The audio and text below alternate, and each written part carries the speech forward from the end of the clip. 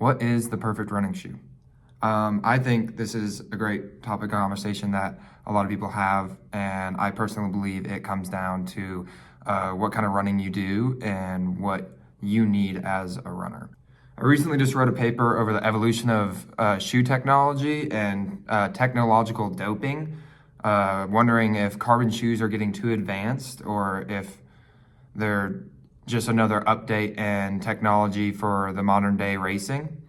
And with that, I also wanted to do a remix of my paper to show a more visual comparison between three types of running shoes. A little bit about myself. I've been racing triathlons for the past 12 years of my life, and shoes are a very important part of not just race day, but also training and leading up to these races that I'm in. So the three shoes that I decided to pick are the three different levels that I believe a runner should decide from when choosing what kind of shoes they want. So we have traditional foam trainers that are traditional foam trainers. These are the Hoka Mach 6.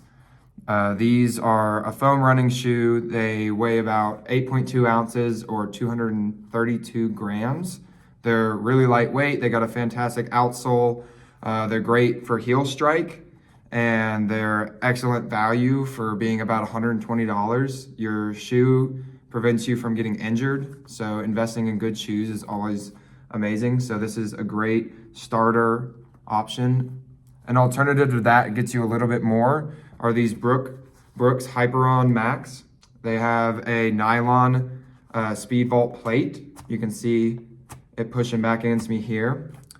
And these shoes weigh about 9.9 ounces, about 10 ounces, 280 grams. So they're about 2 grams heavier than this shoe here. You can see them compared though. There's a lot more stack height in these Brooks that you're coming down on when you're running. So this helps with your recovery as well as staying injury-free while you're training. So these are good for long distances, helps you get a little bit of that energy return while you're running. Next up, we have a racing shoe. These are the Nike Vaporfly 3s. They're carbon plated, so you can see quite a harder press. I'm pressing with about the same amount of force. You can see the carbon plate here at the bottom there. These weigh about 7 ounces. So these are almost 2 grams lighter than the Hokas and almost 4 grams lighter than these Brooks here. So training in these, they do have a great stack height, but this foam is only rated for 100 miles. You can see I've put about 80 miles on these so far, and they're starting to tear down. The foam is just not rated for a lot of miles. These are race-only shoes. So you can see they're a lot more beat up, even with less mileage. I probably put over 300 miles on these shoes. You can see nothing is going wrong with them. And I've probably put over, 5 to 1,000 miles on these shoes.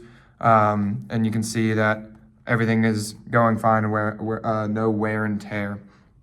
So I'm gonna show you a bit of some videos and talk a little bit through those about what's kind of going on with each of these shoes.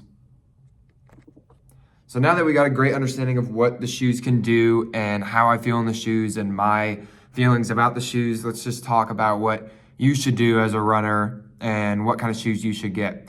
So I would say as a recreational runner, if you're just going out once or twice a week, you're doing running as a fun little hobby here and there, I would definitely not break the budget. I would stick to the Hokas. There's nothing wrong with these. I mean, I ran in these for a while. They're great shoes. They're lightweight. You can get something with a little more cushion for the same price. There's no need to spend that extra money to get the nylon plate. I believe these shoes will do just as well for you. Now, if we're talking, you're more of like running is your one hobby, running is like what you kind of like to do in your free time, I would suggest you spending more money, getting the Brooks. You're gonna be putting more miles into your shoes.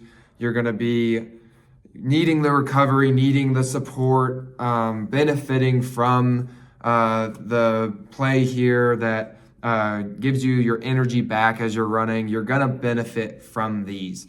So let's just say you're running 5 times a week, you're putting in multiple miles. I would definitely then look at getting yourself a pair of plastic plated or nylon plated shoes. I think you would definitely benefit from spending the extra amount. Now, going from the nylon plated shoes to the carbon fiber shoes, the biggest drawback that I get from these is the fact that these are only rated for 100 miles. Unless you are planning on going out and running and racing and throwing down some fast times, I would definitely not say that these are worth it for a recreational runner or worth it for anybody who's not trying to go set their personal record times, trying to run a fast pace. I only wear these shoes when I'm racing and for the purpose of this video, but I only wear these shoes when I was racing. I will never wear them for training. They don't have as much support. They're only rated for 100 miles for a reason. They can be a waste of money if you're just gonna go out and put 100 miles on them, not doing anything, but they also could be a great use of your money if you're going out, you're racing, you're putting them to their full potential, you're using them all you can, saving the time. They're lightweight, they're breathable, they're fantastic for what they do, but you as a recreational runner, you don't really need to go out and spend your money on these. You're just gonna end up getting injured running in these over the 100 miles, and I don't think it's personally worth your time.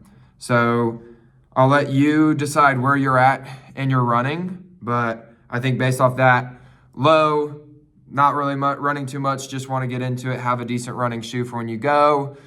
You're starting to get into it, you're really starting to put on a lot of miles, you want to make sure that you're not getting injured. This is my go-to training shoe. This is what I train in, even with all the miles that I put in, even with the races that I do, this is what I train in.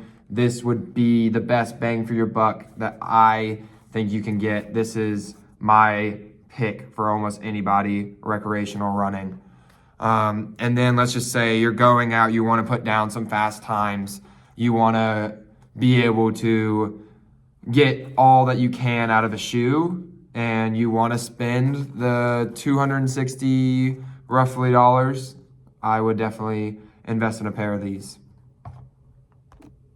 So let's go over the shoes real quick. Running in the shoes, what I think you should choose. So we have the Hokas, you can see slowing down that video really gives you that stack height. If you are running 1 or 2 days a week, this is all you need. 1, 2, 3 days a week, you're just going out, max going 3 miles. These are the shoes that I would recommend for you, as it's kind of something that you're not really going crazy on. It's not something that you need to spend a lot of money on. You can get these for a great deal right now for $80. You can get shoes like these for under $100. That would do just fine if you're looking for a shoe specifically for just when you're running. Now let's say you're picking it up, you're more recreational, it's starting to become a hobby, you're starting to get that runner's high. You're looking for a shoe that's gonna give you a little bit more comfort, give you a lot more resilience, a lot more time in the shoes, you're spending hours, you're putting on a lot of miles. I would definitely upgrade to these Brooks, or a shoe like these Brooks, maybe with a plastic plate, maybe with just more stack height, so that you're reducing your risk of injury. You can see it folding here in the slow-mo video. I think it is a great shoe for what you're trying to do, if that's what you sound like. So I think this is honestly the most well-rounded pick in terms of what you get and bang for your buck, spending a little bit more than the Hokas, but really getting it out of it if this is like what you want to do and putting on those miles. Now let's say you are going race heavy. I would definitely, if it is within the budget, get a pair of carbon plated shoes like these Nike Vaporflies. These really give you that return on investment for each stroke. The foam is super squishy. You really feel light. They're a lot lighter than the other shoes. These are for PR. These are for personal records. This is definitely the best shoe of the three, but my one drawback is the 100-mile limit that we have on these shoes. So I think with you deciding what kind of runner you are, whether you're just doing it recreationally, if you're gonna pick up on a few of those races, but overall, if you're looking for some shoes, I think the most well-rounded pick would be a shoe like these Brooks. Spending a little bit extra money, getting what you're gonna get. You won't have to upgrade if you get into it. And I think putting another $50 into a pair of shoes, getting the almost better guarantee of less injuries, I think it is honestly the best pick that you can get.